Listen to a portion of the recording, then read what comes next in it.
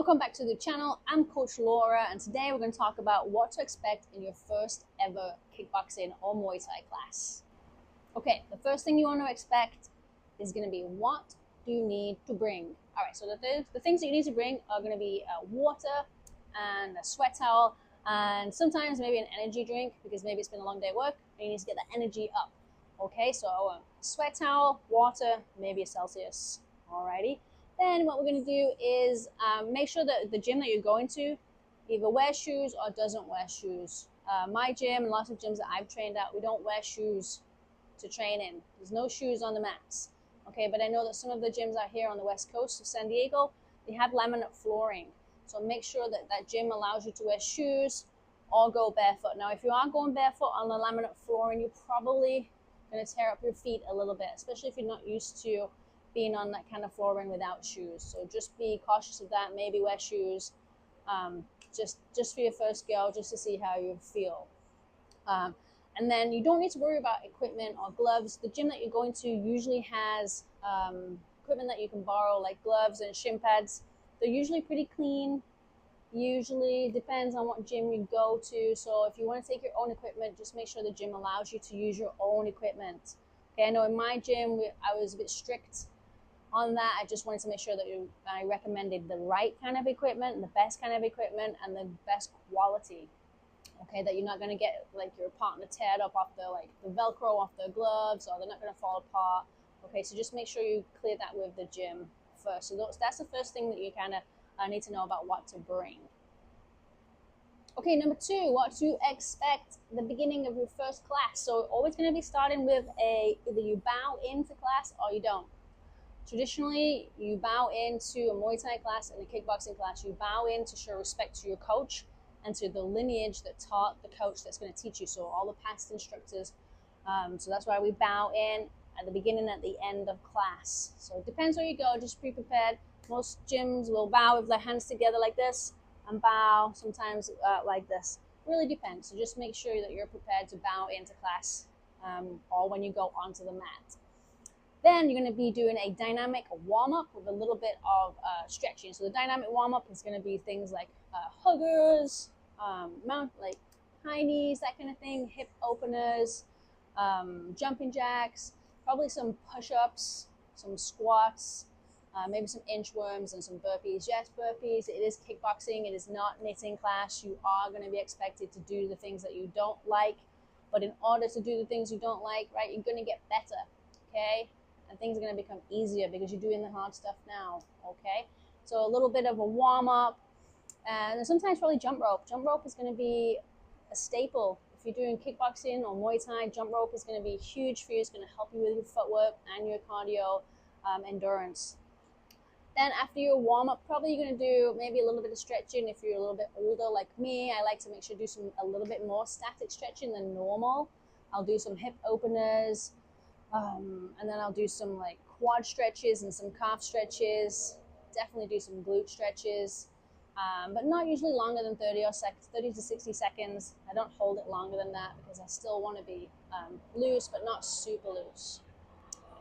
You hear the helicopter going by? Don't know why. It's like the 5th time. All right, it's gone now. All right, so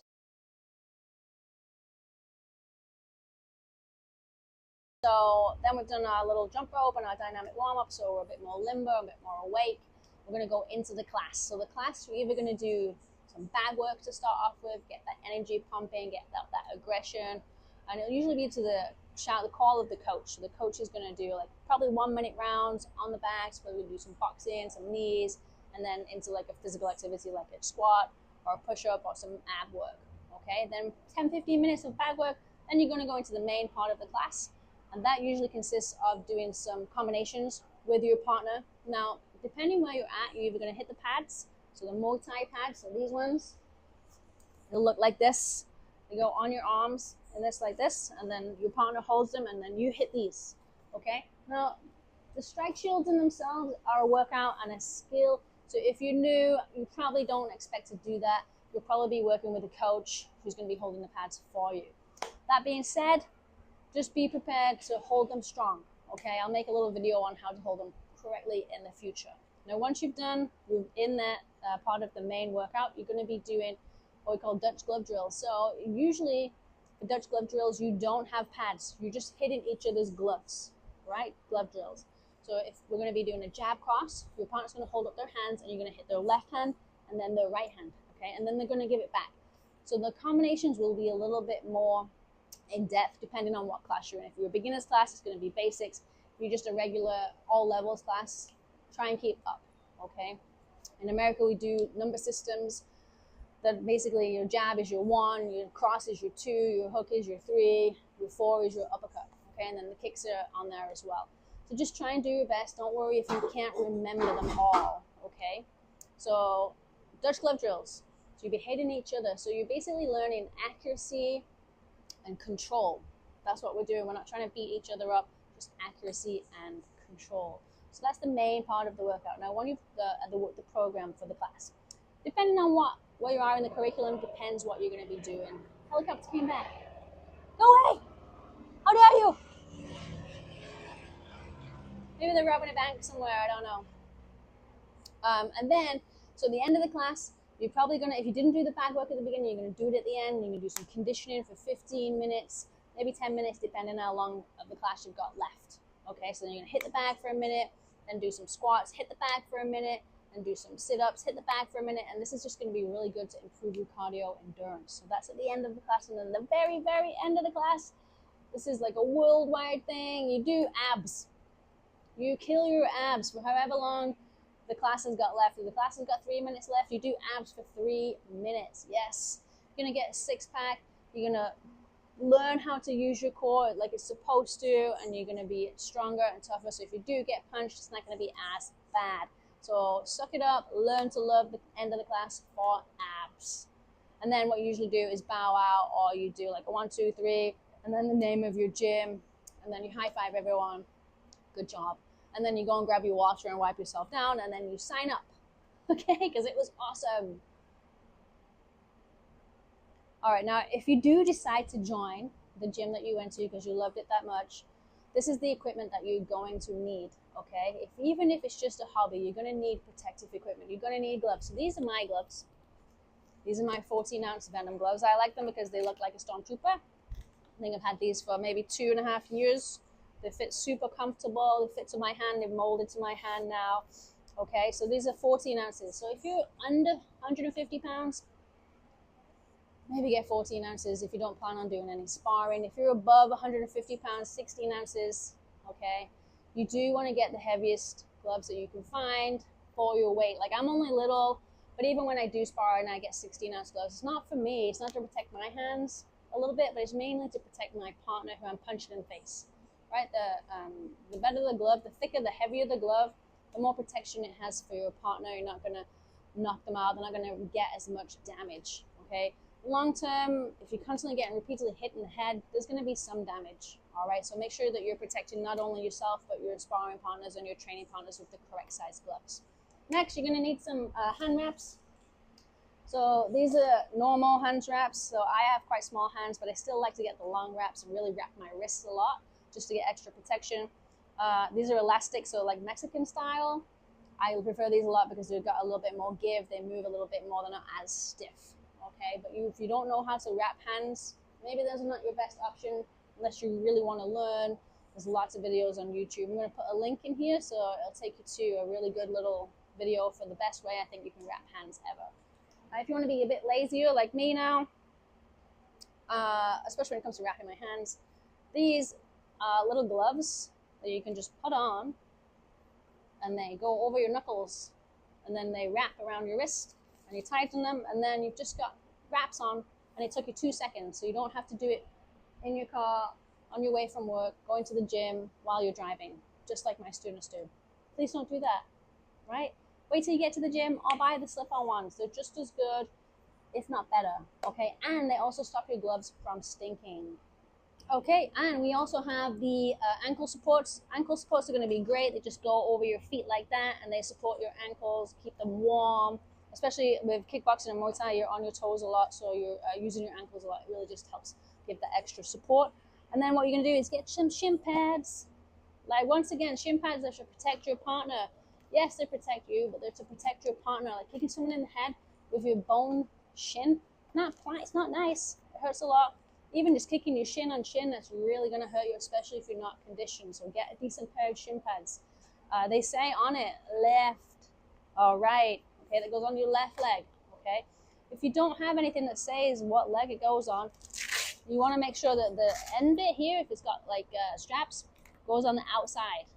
Like if I put it here, this would be on the inside. You want this bit to be on the outside, okay?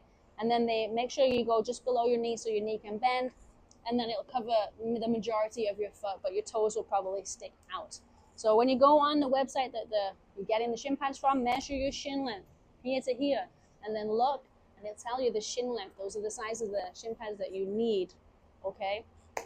And last but not least, headgear. If you're going to be sparring, I recommend headgear. Okay, I've got quite significant damage on my left eye. I wear headgear all the time. Okay, 2 schools of thought.